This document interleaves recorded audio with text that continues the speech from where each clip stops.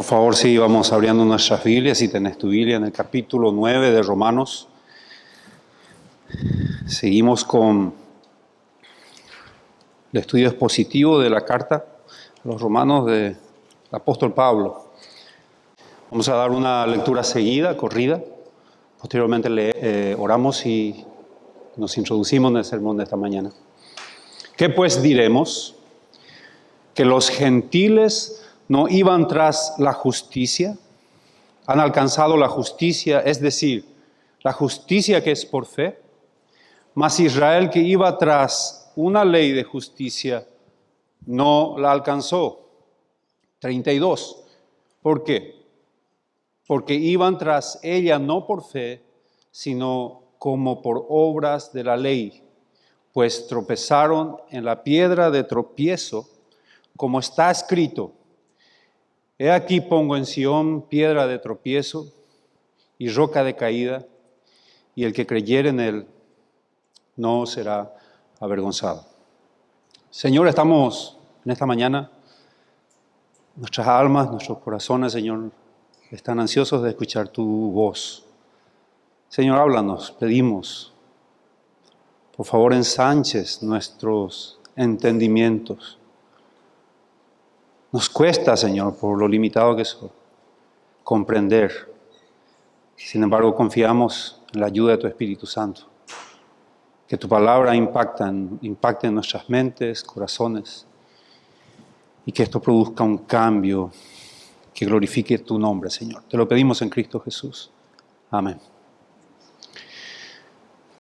Pablo ha dicho que los gentiles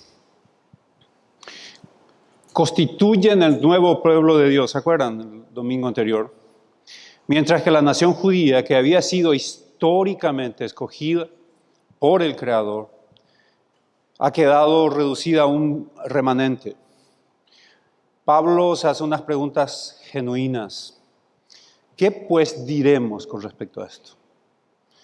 ¿Qué conclusiones podríamos sacar con la base, con las condiciones en ambos grupos? Ahora son ampliamente diferentes, gentiles, judíos. Pablo se encarga de dar la respuesta como corresponde uno por uno. En ningún momento, querido, de la historia hubo ni arrepentimiento, ni cambio de corazón entre los gentiles. Que esto lleve a Dios decir que ya era tiempo de incorporarlos y hacer que sean una parte principal de la iglesia. En toda la historia de la humanidad, los gentiles, en ningún momento hubo un cambio, una intención de arrepentimiento hacia el Dios verdadero. Nunca. Los gentiles seguían andando despreocupadamente en su camino, sin ningún interés especial de obtener justicia ante Dios, ni siquiera lo buscaban. Por la soberanía de Dios y su misericordia, todo ocurrió de una manera completamente diferente. Fue Dios quien los encontró a ellos. En su misericordia, Dios los había escogido desde la eternidad y ahora a su debido tiempo les envía mensajeros del Evangelio para que les proclamaran la justicia que Cristo había ganado mediante su vida perfecta y su muerte inocente en la cruz. Dios les estaba anunciando a los gentiles el perdón de los pecados en los cuales ellos se revolcaban. Mediante la obra del Espíritu Santo, el Señor los guió al arrepentimiento de sus pecados y a que aceptaran por la fe el regalo del perdón. Al aceptar esta justicia dada por Dios como el único derecho a permanecer ante el juez justo y santo, los gentiles no estaban haciendo nada bueno ni aportando nada de valor a esta situación, simplemente habían aceptado la salvación como un don de Dios. Debemos, hermanos, concordar que hay una inclinación natural del hombre. Esta inclinación natural es la pregunta genuina, el interés genuino de cómo poder yo ser salvo. Las Escrituras arrojan varios datos. Te podrás acordar del ladrón bueno, entre comillas. Lo llamamos tradicionalmente ladrón bueno, no hay ladrón bueno. Este hombre a horas de morir, él le pregunta al Señor Jesucristo, acordate de mí, o le hace una afirmación en todo caso, cuando estés en tu reino. Era una pregunta genuina, ¿qué debo hacer? Ya en sus últimos minutos, este hombre nunca perteneció a una congregación, no sabemos si era judío o no lo era. Él no tenía ninguna condición de enmendar su pecado. De hecho, por los pecados ante la sociedad estaba siendo crucificado. Nunca hizo nada, ni ya tenía condiciones de hacerlo. Y Jesucristo le dice, hoy vas a estar conmigo. El otro registro de una intención genuina de hacer algo es la del joven rico, ¿se acuerdan? Vino junto a Jesucristo y le hace una pregunta a Jesucristo si había cumplido con los mandamientos, con todos los mandamientos. Y le hace le nombra algunos mandamientos, al cual él afirma haberlo cumplido desde su juventud. Él estaba completamente convencido de que él cumplió la ley punto por punto. Jesucristo entonces le dice, si es así, te falta vender tus riquezas y seguime. Y este joven se aparta triste, registra las Escrituras. Jesucristo le estaba mostrando que dentro de lo que él creía ser capaz de cumplir, no podía cumplir el primer mandamiento. Amarás al Señor tu Dios con todo tu corazón, con toda tu mente. En el Antiguo Testamento dice, no tendrás dioses ajenos. Su Dios principal eran sus riquezas.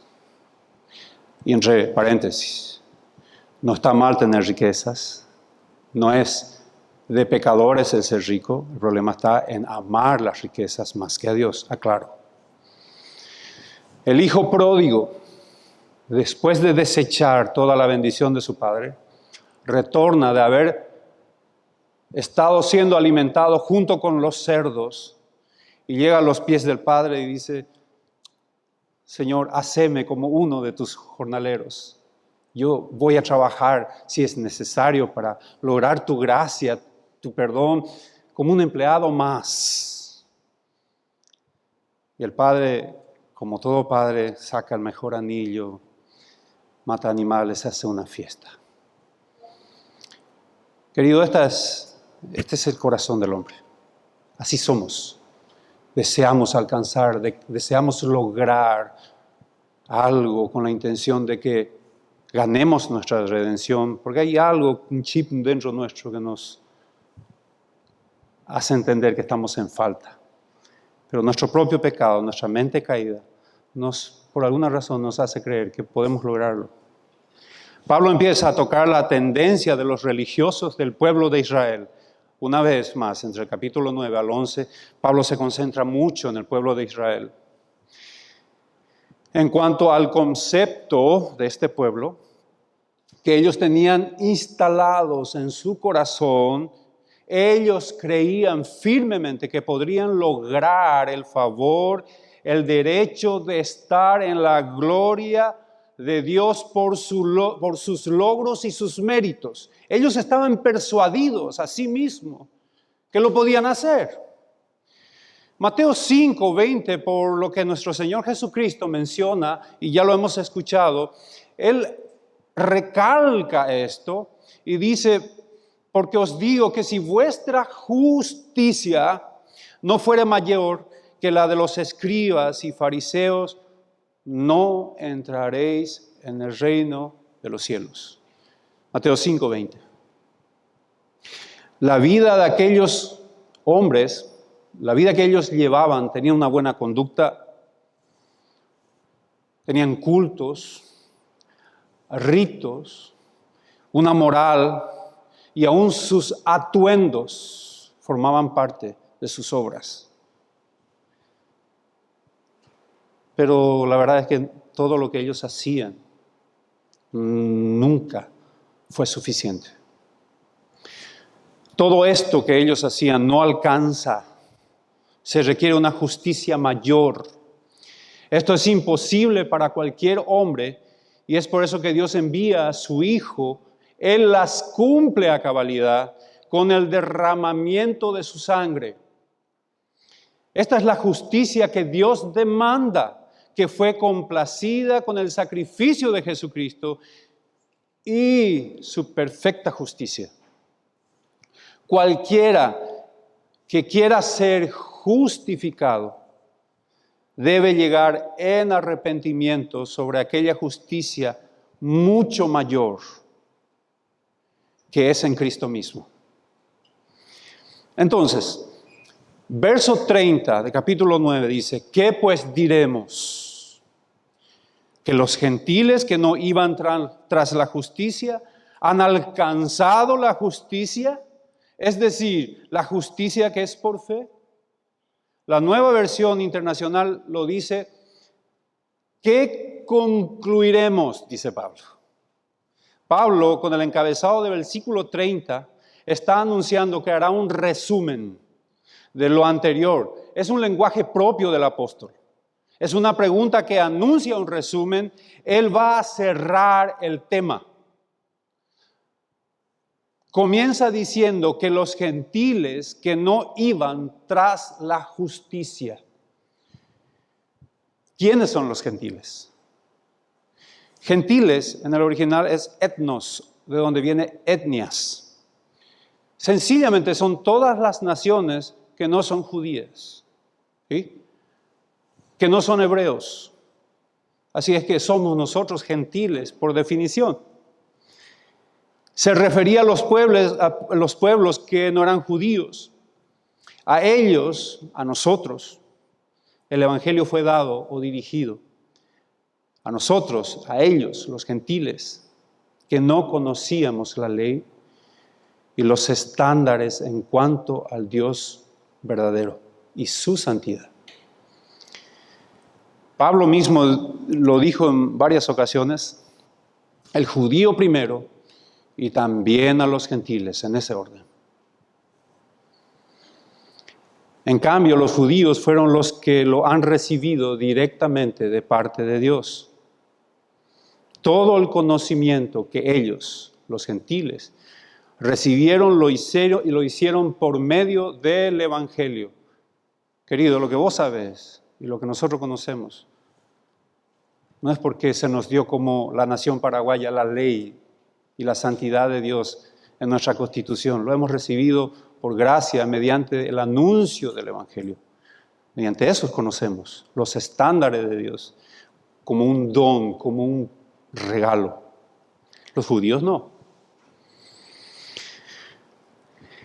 Esto ya lo comprendimos en en capítulos anteriores. Y este conocimiento vino por gracia en el momento que hemos creído, el Espíritu Santo, bien así estaba orando, nos llevó al arrepentimiento. Los gentiles fueron justificados por la fe y no por las obras de la ley. También ocurre en el pueblo judío lo mismo. Casi siempre cuando estamos entrando en discusiones con personas que han llegado recién a los pies de Cristo, dicen, nosotros nos convertimos por fe y en el Antiguo Testamento por cumplir la ley. Es casi siempre una confusión que se debe de resolver. Y es simple. No. Nosotros fuimos justificados por fe y los judíos también. Esto no ha cambiado desde el inicio de la historia. Esto lo pudimos ver con detalles con la justificación de Abraham. No vamos a entrar en recuentos, pero ¿se acuerdan que Abraham, su fe le fue contado por justicia?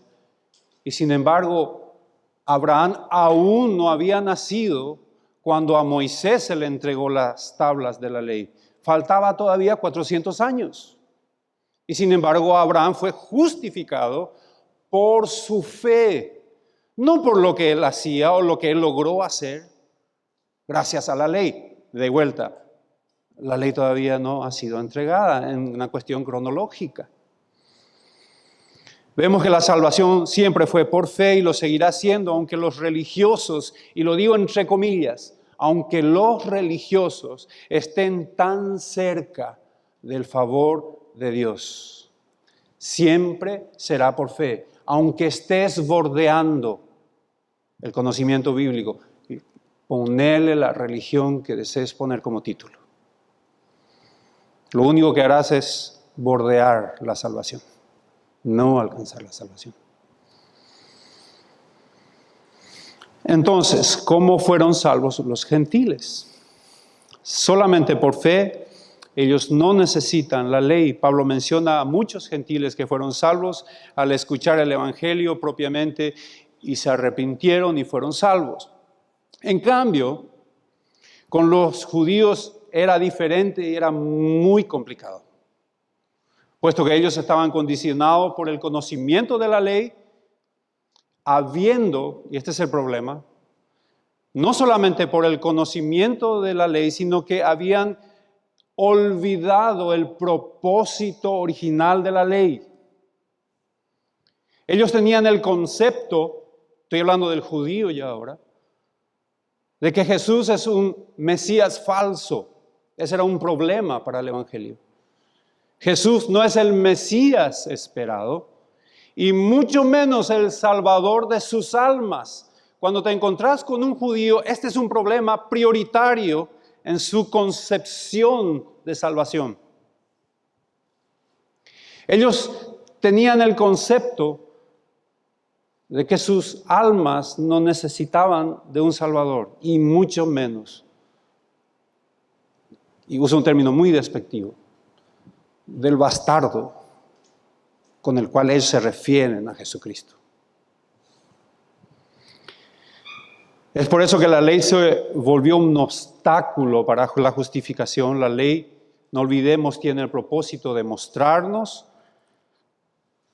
demostrar nuestro pecado.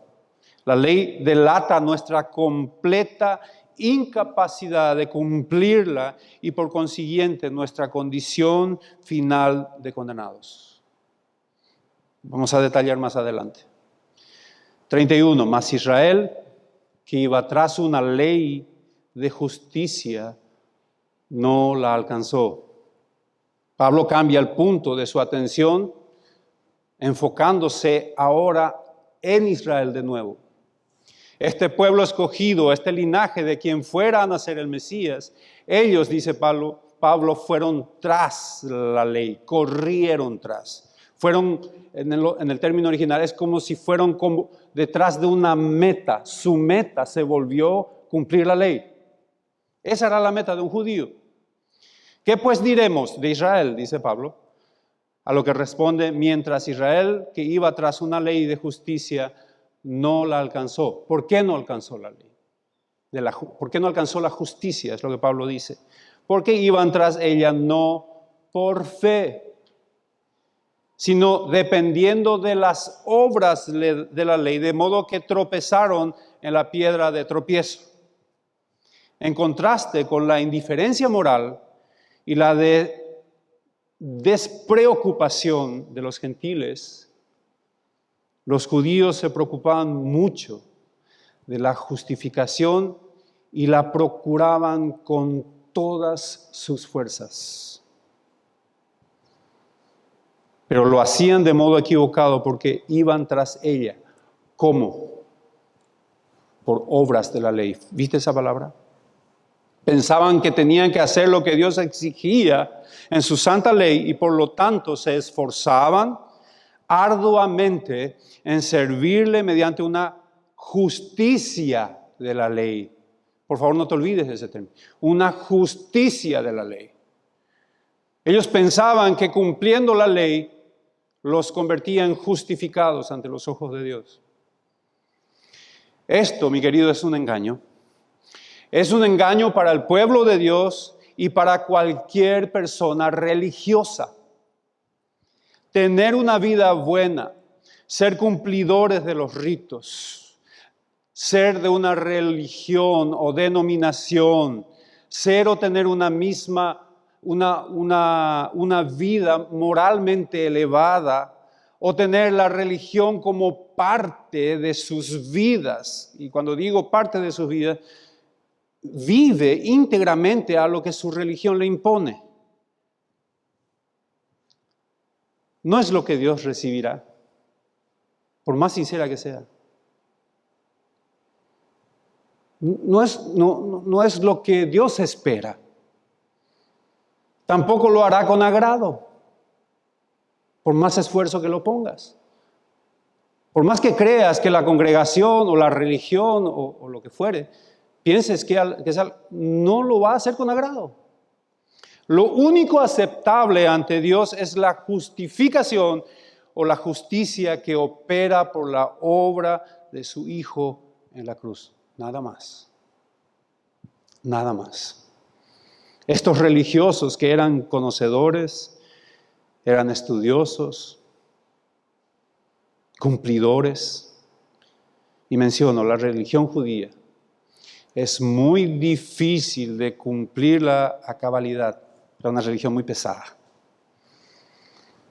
A esto se sumaban las costumbres que ellos imponían por tradiciones humanas y leyes para llevarla. Y llevarla resultaba a la igualdad de estar a la altura del agrado de Dios. Ellos realmente se esforzaban. Pablo es un testimonio de su religiosidad. Era un hombre celoso de su religión. Y lo era porque él sinceramente pensaba que haciendo esto agradaba a Dios. Como cualquier posible religioso. Él lo hace genuinamente. Tal vez desea, soy evangélico y por eso soy salvo, o soy católico, o soy musulmano, o ponerle el término que quieras. Judío. Querido, esto no te hace salvo, esto no te convierte en una persona que agrada a Dios. De ninguna manera.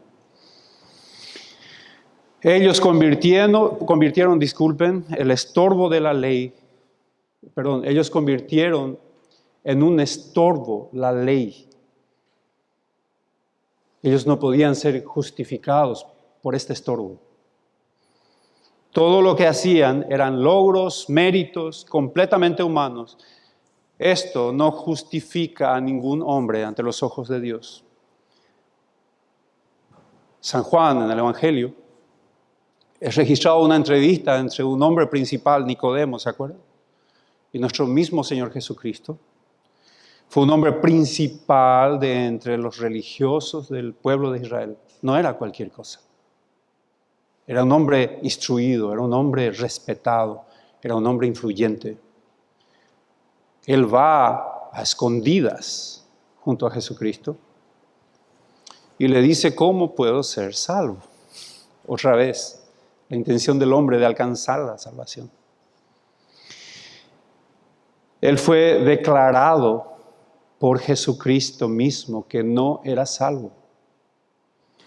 Era necesario nacer de nuevo, le menciona. Es más, le menciona, siendo vos un maestro de Israel, ¿no sabes esto?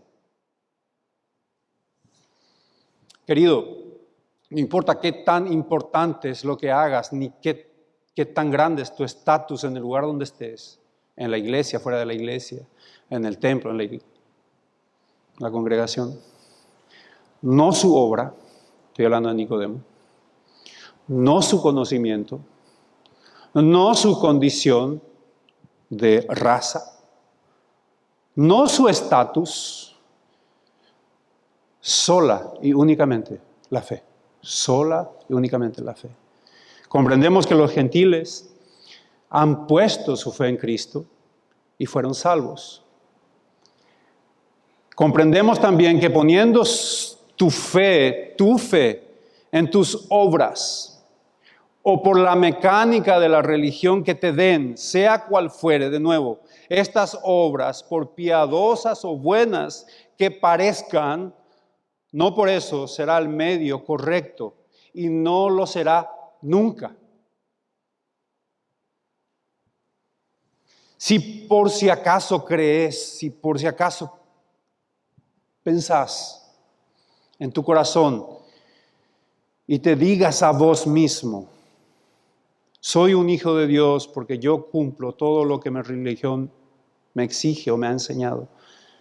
Y es más, lo voy a seguir cumpliendo y lo sigo cumpliendo. Me temo, mi querido, que probablemente tu alma está en un serio peligro. Tu bautismo no te hace salvo. Tu congregación no te hace salvo. Disculpen, hermanos, estoy tocando temas muy obvios. Estoy convencido que responder a preguntas obvias fija fundamentos importantes en nuestra mente. Estoy estudiando en un instituto o en una academia. No te hace salvo. Estoy ofrendando. Tengo los días de descanso. Mis penitencias. Mi caridad. Mi moral. Mis rezos. Mi oración. Y al pueblo evangélico en este asunto, insisto, lamentablemente muchos están engañados pensando que porque hicieron una oración son salvos. Y pueden pegarse la licencia de vivir como quisieran vivir. Esto es un engaño sutil, peligroso. Tu alma, querido, está en peligro si por si acaso alguien te hizo pensar tal cosa. Orar para que Cristo literalmente entre en tu corazón no te hace salvo. No es una repetición, esto no es por obras. La condenación será por tu condición de pecado, no por tus obras. Yo oré, yo le pedí a Dios que entre en mi corazón. No te hace salvo. De nuevo. Marcos 2:16 dice de esta manera, y los escribas y los fariseos, viéndole comer con los publicanos y con los pecadores, dijeron a los discípulos, con respecto a Jesucristo, ¿qué es esto que él come y bebe con los publicanos y pecadores? Al oír esto Jesús le dijo, los sanos no tienen necesidad de médico, sino los enfermos. No he venido a llamar a justos, sino a pecadores. Cuando Jesucristo habló de los sanos, Él estaba hablando de las personas que no tenían o no entendían la necesidad de la salvación. Lo estaba haciendo y de una manera indirecta estaba respondiendo a los escribas y fariseos que estaban hablando ahí en un contexto. De nuevo, ellos creían que tenían el favor de Dios por cumplir la ley, a la cual iban y corrían con todas sus energías. Pensaban que era lo que Dios esperaba de ellos para encontrarse en gloria. Eso pensaban los judíos. Y es posible que haya sido un pensamiento sincero también. Jesucristo dice, ¿para qué el remedio? ¿Para qué la medicina? ¿Para qué el mensaje? ¿Para qué este Mesías? ¿Para qué este Jesús? Si nosotros somos buenos. Conocemos las Escrituras. Practicamos y estudiamos la ley de Moisés. Ellos son sanos, dice Jesucristo. No tienen necesidad del médico. Entonces, voy a los enfermos. Aquellos que reconocen que están enfermos, los que entienden su condición, su pecado y su enfermedad. Una enfermedad terminal. Ellos necesitan ser sanos. A ellos les llevo la salvación. Es lo que Jesucristo estaba explicando.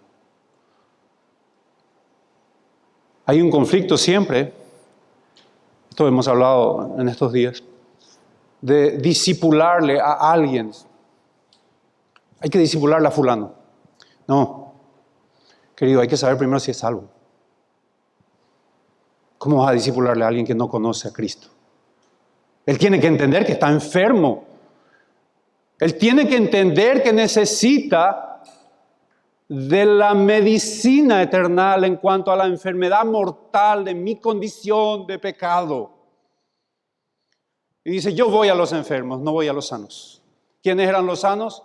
Los judíos que sincera y profundamente u obstinadamente pensaban que podían conseguir la salvación.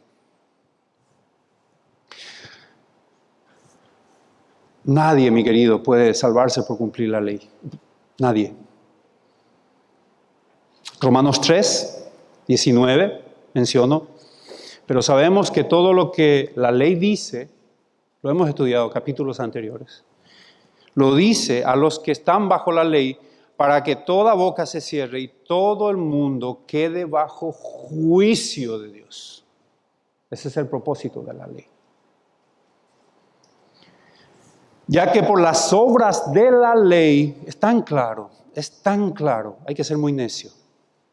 Y nuestro pecado nos convierte en grandes necios. Ningún ser humano será justificado delante de él porque por medio de la ley es el conocimiento del pecado, no la justificación sobre el pecado, es el conocimiento. Vemos aquí que la escritura de Pablo dice que la ley es para que sepamos nuestra condición de delincuentes. Por medio de la ley es que podemos saber que somos pecadores incapaces de cumplirla. De nuevo, el hombre está en quiebre, está arruinado. El hombre está en la bancarrota ante los ojos de Dios. Mientras que el hombre no comprenda esta situación, es imposible que llegue a los pies de Cristo. Los religiosos asumían que eran personas que cumplían con todos los mandamientos. Por ejemplo, el mandamiento de no matarás. ¿Recuerdan? Mateo 5:23. Jesucristo se introduce un poquitito más a profundidad. Pero yo os digo que cualquiera que se enoje contra su hermano será culpable de juicio, y cualquiera que diga necio a su hermano será culpable ante el concilio, y cualquiera que le diga fatuo quedará expuesto al infierno, al infierno de fuego, disculpen. 5:27, oísteis que fue dicho, no cometerás adulterio. Pero yo os digo que cualquiera que mira a una mujer para codiciarla, ya adulteró con ella en su corazón. Jesucristo va mucho más allá que simplemente el cumplimiento visible de ese pecado, sino que va a aquellos pecados que no son vistos por el hombre. Aquellos pecados que nacen, brotan en el corazón y luego se visibilizan con un pecado ya nacido. El problema del cumplimiento de la ley no está solo en lo externo, que es lo que los judíos pensaban, sino en la incapacidad de someterlo en la mente y en el corazón mismo. El pecado nace en el corazón del hombre.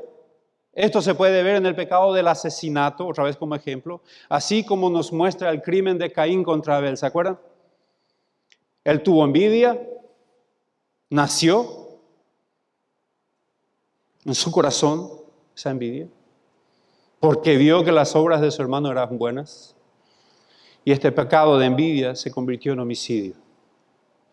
Primera de Juan 3 dice, no como Caín, que era del maligno y mató a su hermano. ¿Por qué causa lo mató? Dice Juan, porque sus obras eran malas y la de sus hermanos justas, la de su hermano justas. El pecado del asesinato nació en el odio, la envidia, así como el adulterio nace de la lujuria, codicia, y aunque no sea un pecado público, Jesús enseña que el problema está en el corazón pecador del hombre.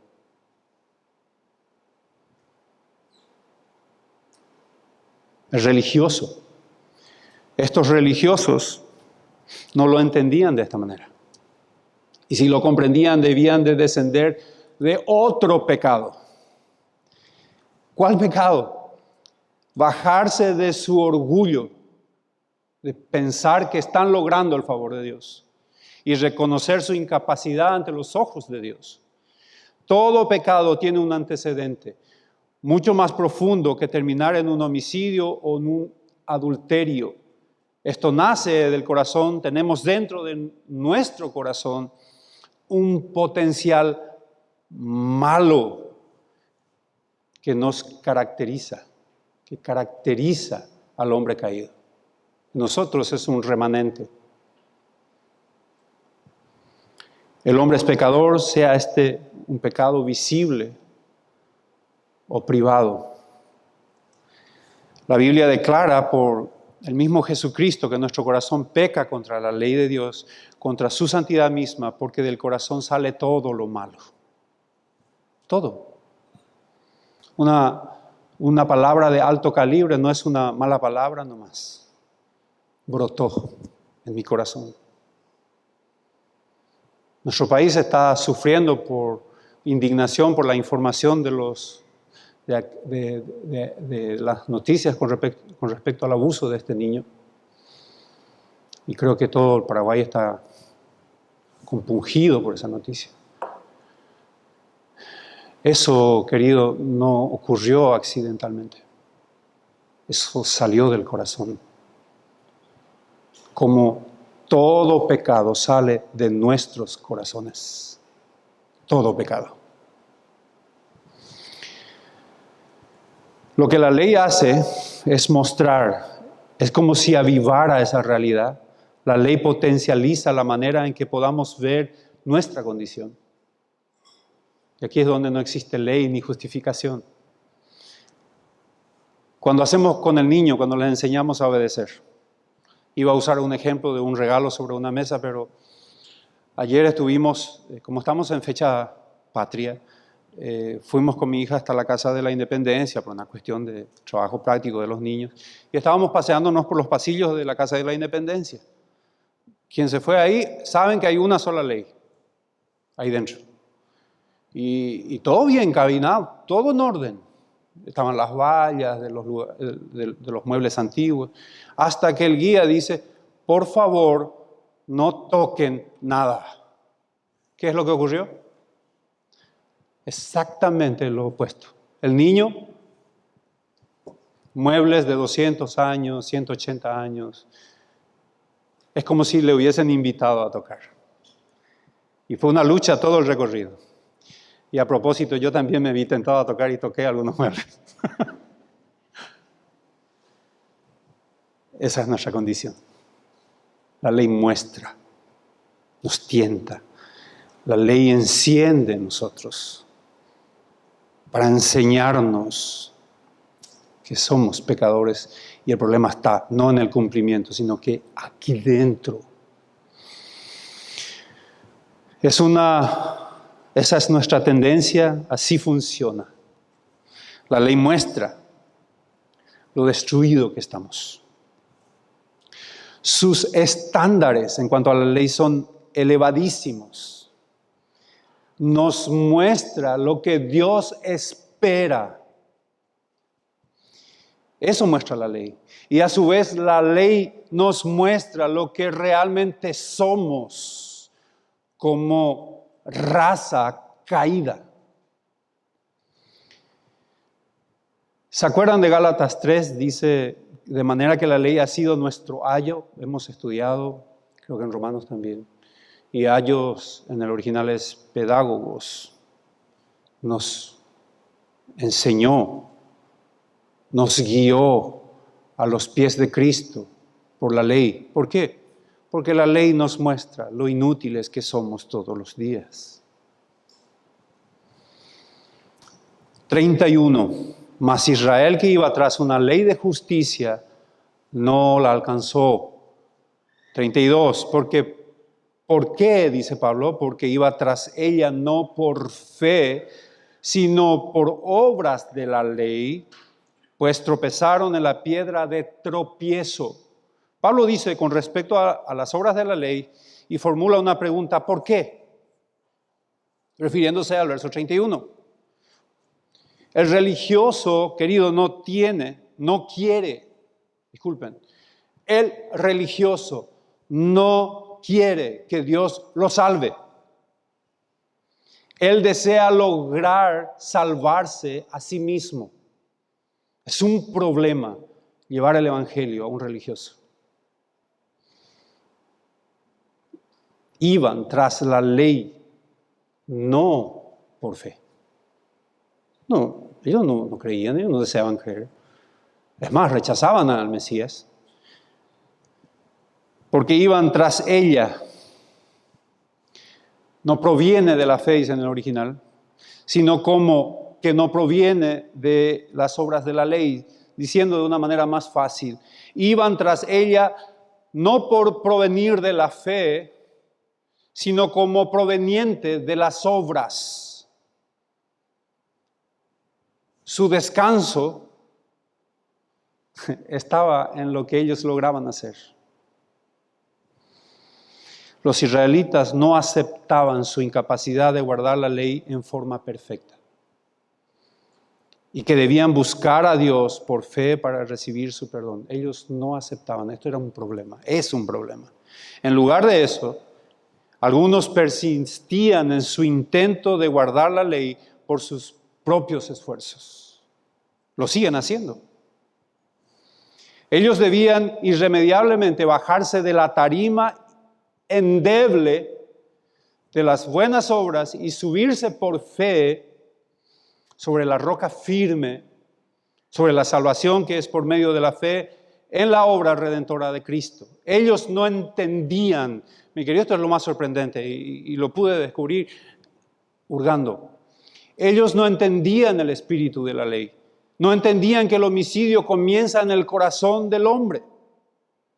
¿Notaste alguna vez la manera muy hábil con que ensamblaban truquitos y artilugios, esto era propio de los judíos, para no romper o incumplir con la ley? Por ejemplo, el homicidio, de vuelta al ejemplo, no nos olvidemos que ellos, los judíos, tramaron y maquinaron cómo matar a Jesucristo. ¿Se acuerdan? Y elaboraron una manera de silenciar incluso el testimonio de Lázaro, porque Lázaro era un testimonio viviente de lo que el Mesías estaba haciendo. Ellos, como arquitectos, hicieron un plan de cómo matar. Era una maquinación. Pero ellos no iban a incumplir la ley. Ellos en ningún momento iban a transgredir el pecado del homicidio, puesto que pagarían a un homicida. Eran hábiles, ¿eh? Ellos no lo harían por manos propias para no incumplir, pero en todo caso pagarían a otros para que lo hagan. Jesucristo los llama homicidas. Nuestra ley acá en el occidente, no sé qué figura legal tiene, pero creo que es un homicida o un actor intelectual, tiene una culpa. De vuelta, no hay trucos, no hay obras valederas con el cual yo puedo alcanzar, lograr. Ellos no entendían el ánimo y el espíritu de la ley. Pensaban con toda certeza que solo cometiendo el acto era homicidio. Y esto era quebrantar la ley solamente por el acto visible. Jesucristo dice no, de hecho ellos eran matones intelectuales. Los religiosos dicen en su corazón, yo no necesito de Cristo. Es más, yo solito lo puedo hacer. Porque iban tras ella no por fe, dice Pablo, sino como por obras de la ley. ¿Viste esa palabra cómo? Es interesante la palabra que aparece así como. Es una comparación, es poner un punto en contraste con otro, pero este punto no es el punto verdadero, sino es un punto paralelo. Iban tras ella no por fe, sino como. Una comparación paralela. Voy a tratar de poner un ejemplo. Hay veces que te vas en una casa de piezas, de repuesto, lo que fuese, y te vas con la pieza. Necesito esta pieza, necesito que sea original. Y te sale el vendedor que entiende y te dice, sí, tengo uno paralelo. No, yo quiero saber si es original o no es original. Es paralelo, te dice. ¿Es original o no? No, no es original, es parecido, pero no es original. Entonces, lo que Pablo está diciendo es que ellos iban tras la ley como un punto paralelo. No es el medio original. Siempre fue la fe. Nunca fueron las obras. Isaías 64, y lo conocemos de vuelta, creo que estamos entrando en versos que refrescan nuestra doctrina, nuestra fe. Isaías 64, 6 dice, si bien todos nosotros somos como suciedad y todas nuestras justicias como trapo de inmundicia, y caímos todos nosotros como la hoja y nuestras maldades nos llevaron como viento, todos nuestros esfuerzos son inmundicia. 64:6, Isaías. Toda tu obra, la que quieras hacer, todo lo mejor que podamos hacer, estas sean por medio de la religión o no, todos nuestros esfuerzos son inmundicia. Todo lo mejor que podamos hacer no serán aceptadas. Estas no llegarán jamás a la altura de la obra redentora de Jesucristo, nunca. Te lo digo de otra manera. Cuando digo que yo puedo lograr la salvación por mis propias obras o méritos, siempre serán inmundicia. ¿Por qué? Estoy diciendo que mis obras son mejores que la obra que Dios ha elaborado desde el inicio. Una cuestión arrogante y un pensamiento inmundo, estoy creyendo que lo que yo puedo hacer por la ley o humanamente hablando es mejor de lo que Jesucristo ha hecho en la cruz para redimir a un pecador.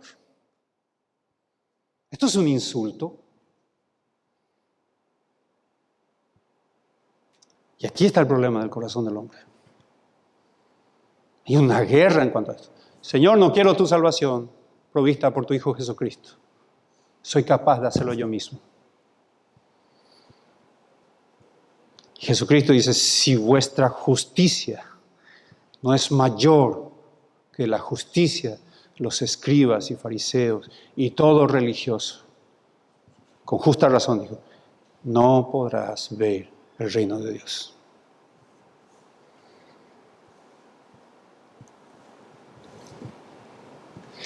En ese intento humano muchas veces llega por una mala concepción de lo que es el pecado. Tal vez pensamos que puedo lograr mi propia redención. Es muy probable que por mi ignorancia o por una mala enseñanza me han dicho, qué es el pecado y yo no estoy comprendiendo lo que es el pecado. Muchos en el mundo, en el cristianismo, en el evangelicalismo y fuera de ella, hablan de pecado como si fuera un pequeño disgusto entre Dios y el hombre. Y que lo que se necesita es que nosotros simplemente nos disculpemos y aceptemos el perdón de Dios. Este es una verdad amansada. Es una verdad con ofertas, con descuentos. Una imagen del pecado como si fuera una discrepancia. O sea, mi pecado. De repente yo puedo pensar que es como una discrepancia entre dos enamorados. Me enojé, me piché, no me hablé, no le hablo, me habla. Enamoramiento de adolescentes. Esto no es el pecado, querido.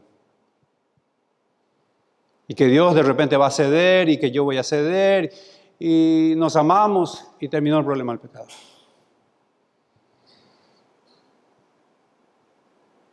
Distorsiona la relación real que tenemos con Dios. Esa imagen comunica que no hay quebrantamiento de ley, ni violación de la justicia, ni castigo justo, ni juicio santo, y como resultado tampoco hay necesidad de que exista un sustituto que cargara con el juicio. La enseñanza bíblica es que el pecado es un rompimiento de una relación con Dios, pero esa relación rota consiste en un rechazo absoluto de la majestad real y santa de Dios mismo, no de tu enamorado o enamorada. No es solo adulterio, aunque sí es adulterio, también es una rebelión. No es solo homicidio, es un desafío. No es solo deslealtad. Querido, es traición a tu rey. Si reducimos el pecado a un mero rompimiento de una relación, en lugar de entenderlo como una rebelión, traiciona de un súbito, como una traición de un súbito amado a su rey. Es diferente una pelea entre enamoramientos. Es otra muy diferente. Mi traición, siendo yo amado por mi rey. Este es el criterio del pecado. Yo traiciono, yo desafío al rey, al soberano. Estoy diciendo al Señor, no me interesa tus estatutos. Me importa 2 rabanitos tu santidad. Hago con mi vida como a mí se me plazca. Y la salvación me encargo yo, Señor. Allá con tu redención, allá con Cristo. Es esta la actitud desafiante de un religioso que piensa lograr redimirse por obras. La mayoría de la gente no tiene problema alguno con admitir que han cometido pecados, en plural. Ese es otro criterio. Mientras piensa de esos pecados como pequeños errores aislados, a lo largo de una buena vida en general. Una multa de tránsito aquí, una pequeña coima allá, una mentirita y algunas que otras salidas con los muchachos, qué sé yo. Pecados en general, en plural. Los pecados de esta manera no nos aterrorizan tanto.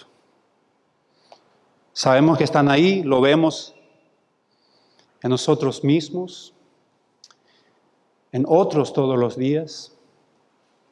Y lo peor, nos hemos acostumbrado a estos pecados.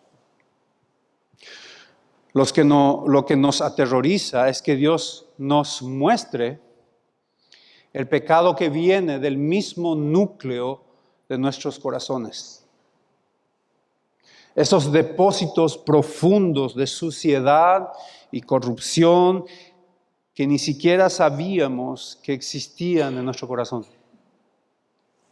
Que nunca jamás lo hubiésemos descubierto por nosotros mismos. La Biblia habla sobre esta profundidad y oscuridad de nuestros pecados. No solo está en nosotros estos pecados, sino que son de nosotros. Dios nos ama tanto. Imagínense, queridos, siempre hablamos esto con los adolescentes porque es muy difícil hacerle entender a un adolescente que los sentimientos de odio, los malos pensamientos son un pecado, porque están en privado. Pero imagínate si tuviésemos que tener un monitor acá arriba y cada vez que pensamos mal, el otro tiene que ver nuestros pensamientos. O cada vez que tenemos un mal sentimiento de odio hacia otro, sea visibilizado acá con... hermano, no pensaríamos mal. Entenderíamos, nos avergonzaríamos. 32. ¿Por qué?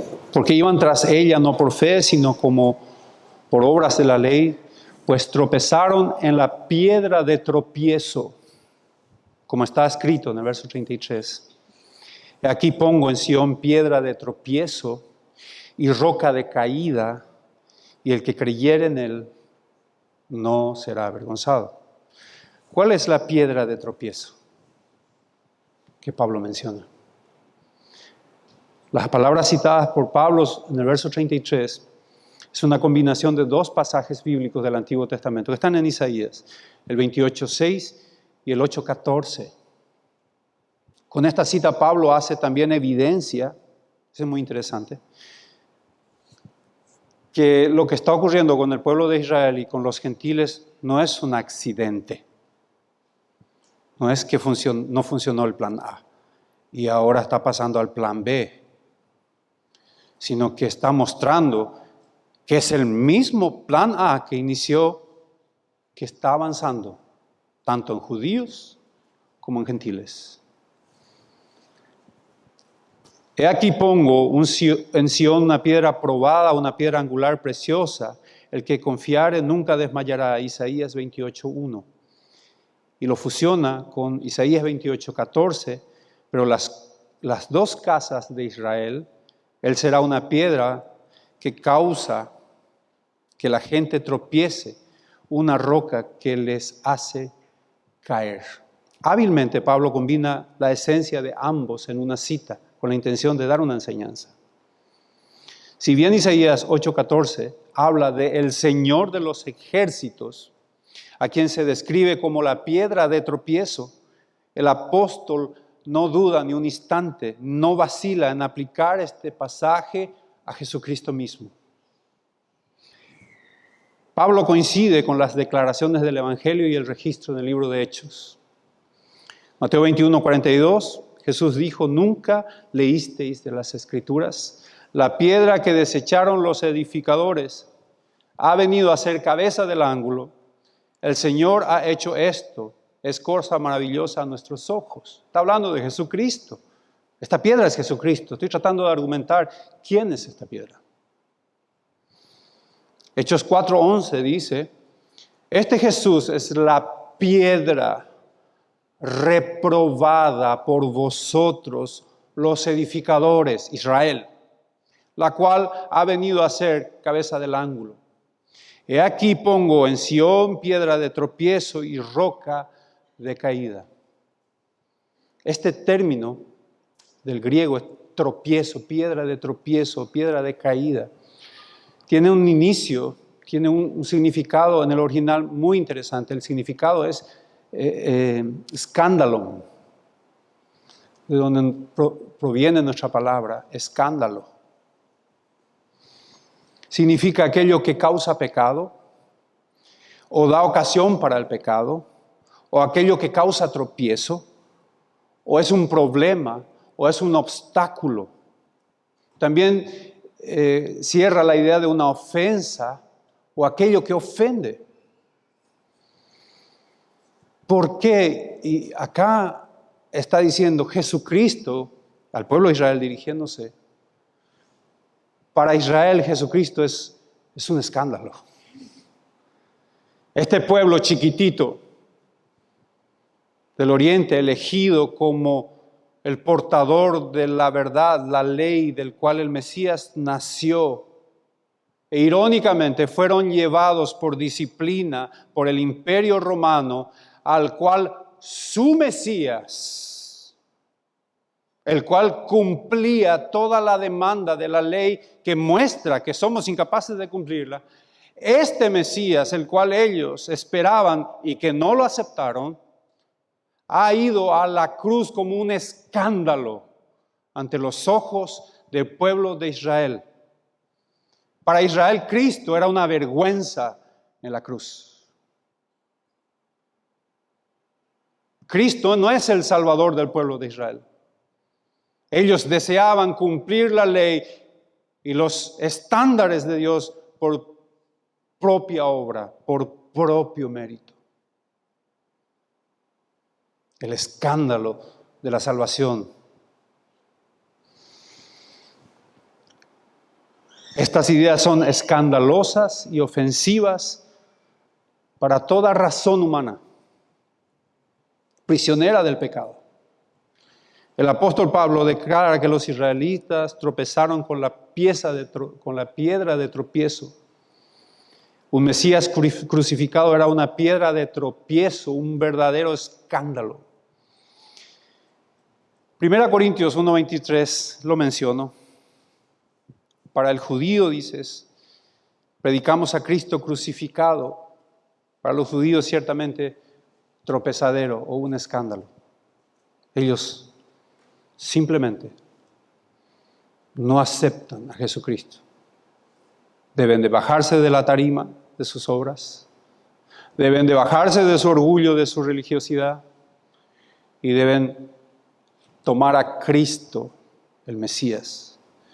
Y para nosotros los judíos, para nosotros los gentiles, Jesucristo, la obra de Cristo en la cruz es una locura. No lo podemos entender. ¿Qué vio en nosotros Cristo? Nuestras obras, inmundicia. Nuestra condición, delincuentes. Nuestro estado orgánico, espiritualmente hablando, muertos. ¿Hay algo que favorezca? No, es una locura que nuestro Señor desde antes de la fundación del mundo nos ame, nos vea, nos elija, nos redima con un precio tan elevado. Para los judíos, una vergüenza.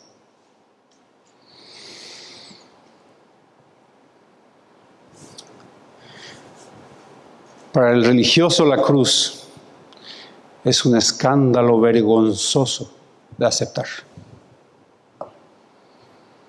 Lucas 13, y voy concluyendo, hermanos. En el contexto de la parábola del trigo y la cizaña, voy a ir leyendo versos entresacados con tal de ganar tiempo.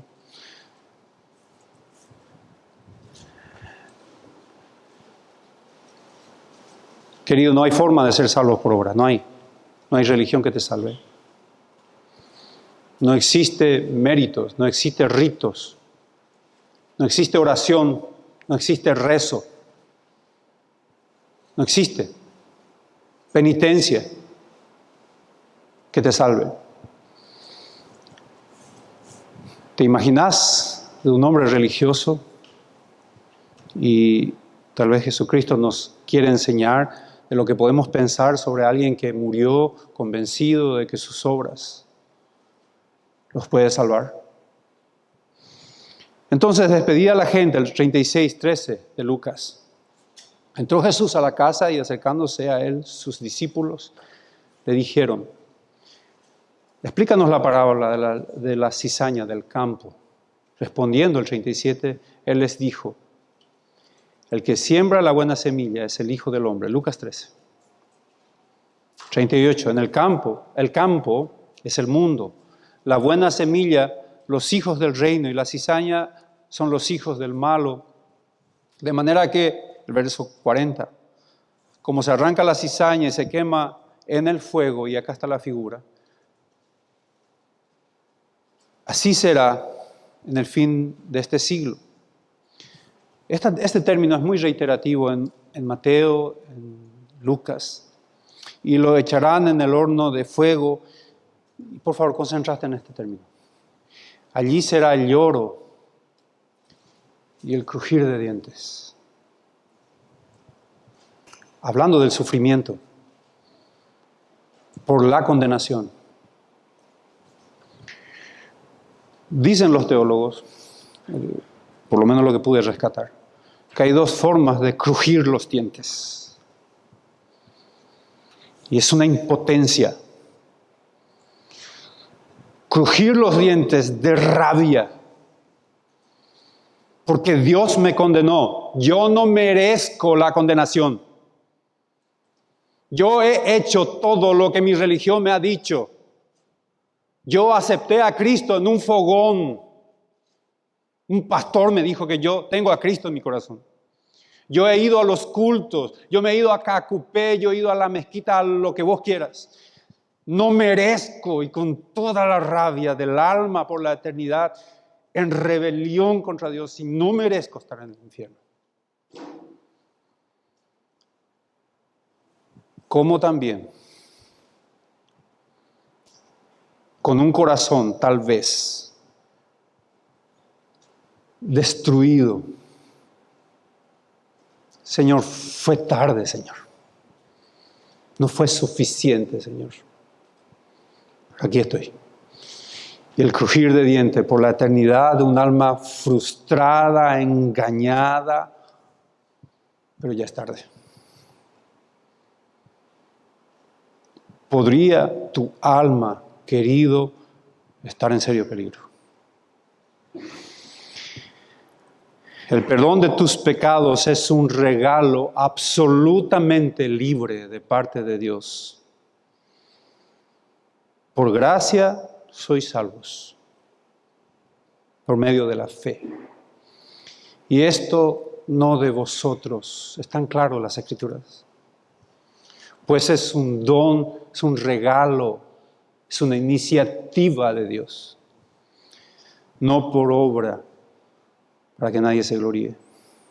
Existe una necesidad y existe una culpa.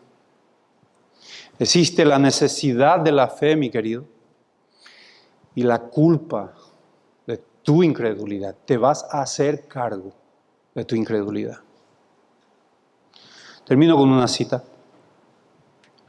William Temple dijo, lo único, absolutamente lo único de mí mismo que contribuyó a mi redención es el pecado del que necesito ser redimido. Vuelvo a leerlo.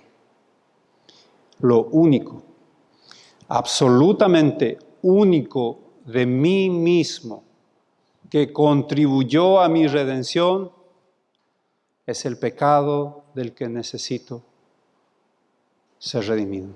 Esas son nuestras almas. El pecado nos mata.